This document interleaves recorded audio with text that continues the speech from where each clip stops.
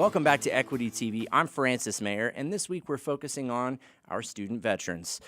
And one thing that we have come to realize is that population has grown. As Joe said earlier in the show, there was a period of time where folks weren't getting deployed because the United States didn't have large-scale overseas missions. But Dean, that has changed in the last 2 decades, has it not? Since 2001, since September 2001, everything changed. Like Joe said, you could go almost a whole career and not be deployed to a hot zone. And that went to being, you get out of boot camp, you get out of training, you're in a combat zone within a year of signing up. So things have absolutely changed. Rare is the person you find now who is not deployed. Well, now, how did that create a demand for Miss Mendoza's job? You have the winding down of the conflicts, and the conflicts have gone on so long, since 2001. Almost 15 years now, right? Yeah. So you have people coming out in great numbers now that are needing to go back to school. And because the conflict has lasted so long, you have a lot of programs that have come about in order to help them. So it's really put the spotlight on veterans. So now with all these young people getting out, they're wanting to go to school, and we need somebody like Tina to give them the support services that they need. Right, because there's an illustration of what equity means and what providing assistance means, and I believe that it's three folks of varying heights behind a fence trying to watch a baseball game, and the first person is tall enough to see over the fence. Yep. And the second person, it's just over their head, and the third person is way below. We want to give them the right size box to stand on so that everybody can see just above the fence. And that's what you're doing for our veterans, right? Yeah, that's what we're doing at Bakersfield College. We're giving veterans their choices on, for example, for the GI Bill, to use it at BC, there's 2 GI Bills. And a lot of students, when they get out of the military, they have to go through, for the Air Force, it's called TAPS. So you have to go through an exit program, and they tell you about the 2 GI Bills. You can use the Montgomery GI Bill, or you can use the post 9/11.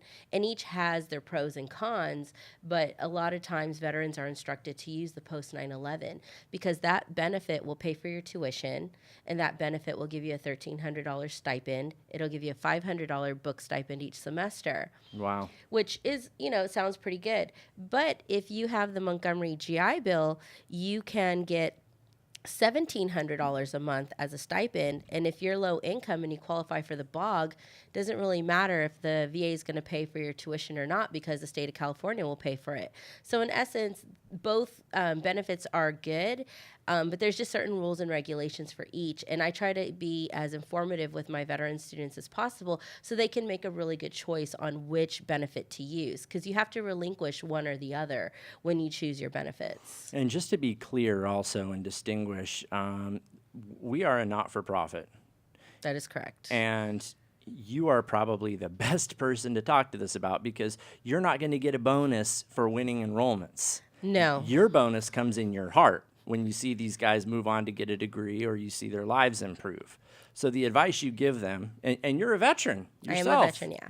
So you are a veteran helping a veteran, which by my understanding is the absolute best way to fly, and your incentive is merely seeing people succeed. You don't have a quota or anything like that. You just want them to get in the right program. Yeah, my success is watching my students move on to graduate, walk across the stage, or to go into a UC or to any college of their choice. And if they can save their benefits to use at a 4-year institution, that's great. If they can live with their parents and use the BOG and FAFSA, I'm all for it. Just how can I help you succeed and, become part of the larger community? Right, and assimilate and learn skills that are going to help you succeed here. Because Joe, it sounds like he learned a host of skills that, unfortunately, there just might not be an application for in the civilian world.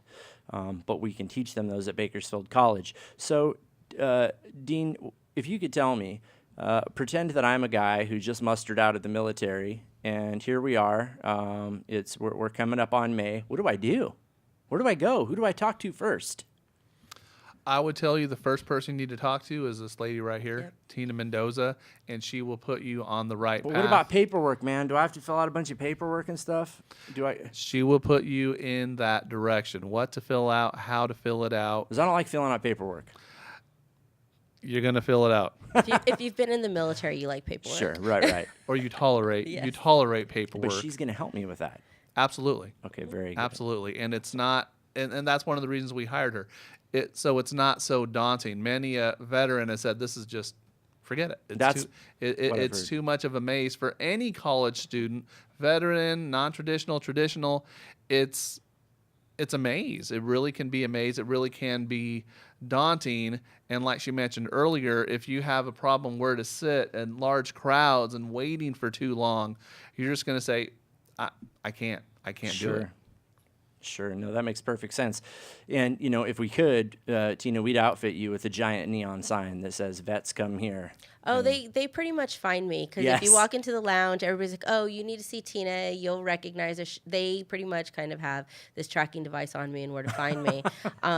I was just gone. You make for, good coffee, too, by the Yeah, way. Sometimes.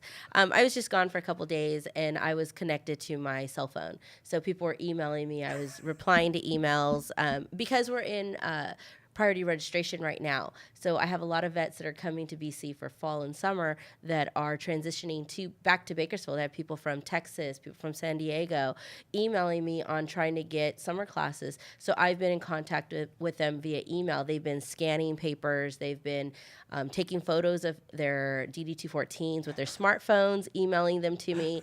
And I've been walking bog paperwork over to financial aid. So I've been doing a lot of footwork for students so that they can get enrolled for summer and fall. So if somebody's out there and they're trying to start school, all they have to do is send me an email. I'll send them links. I'll work with them. I'll walk around campus to get their paperwork processed. Are you Tina Dot?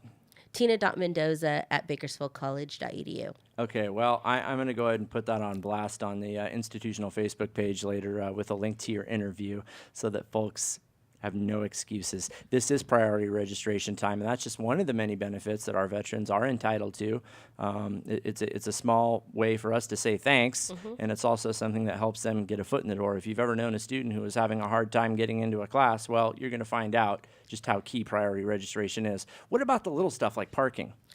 Parking right now, what we've started at Bakersfield College, we started something called Mike's Pass, and we're in the process of collecting donations for that. And if we get enough money, we're going to start giving out parking passes to veterans. They will have to be active in the community. They could be part of the Veterans Club. They could be part of the Wounded Hero Fund, but volunteer in the community, and they'll get a free parking pass every semester. For our first semester students, we'll also provide them with a parking pass. This is something that was started at Cuesta College, and then it moved on to Porterville College, and now Bakersfield College is trying to implement it here. But we just need to raise enough money so that I can start giving out parking passes. And what if I want to donate to that? You can go onto the foundation website, and they have a link that says Mike's Pass. You could click on it and go ahead and choose how much you want to donate. I know I myself filled out a direct deposit to them, and they take $25 out of my paycheck each month to donate to Mike's Pass. And grown-ups, you need to get that taxable income down. Make a donation to our vets. It's a good Yes. idea. Well, Ms. Mendoza, I cannot thank you enough for everything you do for our veterans. It's truly incredible, and it's been awesome to hear the sentiment change. People feel like they're going to get help at BC, and I do believe that BC is becoming a huge destination for veterans, as it should be, for affordability and for the help they get from you. And I can't wait to see what you two put together going forward for our veterans. I feel like there's already been some pretty big strides made. So We're excited congratulations. too. Yeah, thank you. Well done. Seriously. Good job. Thank you. Thank you. Thank you very much. We are out of time right now, but if you want to help the veterans at Bakersfield College, one, be patient. There are a number of veterans at Bakersfield College, and there might be one sitting next to you. As John said, just because they don't have an injury that's obvious to you, and hey, are you a doctor anyway? Doesn't mean that they're not overcoming something.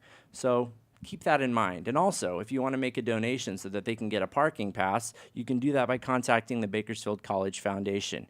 Every little bit helps. We're in this together. I hope you tune in next week to Equity TV, where we'll have more success stories and more tips on how you too can change your life through education at Bakersfield College. For the entire broadcast team, including John Farrand, Chris McCullough, and Christine Din, I'm Francis Mayer, and we'll see you next week.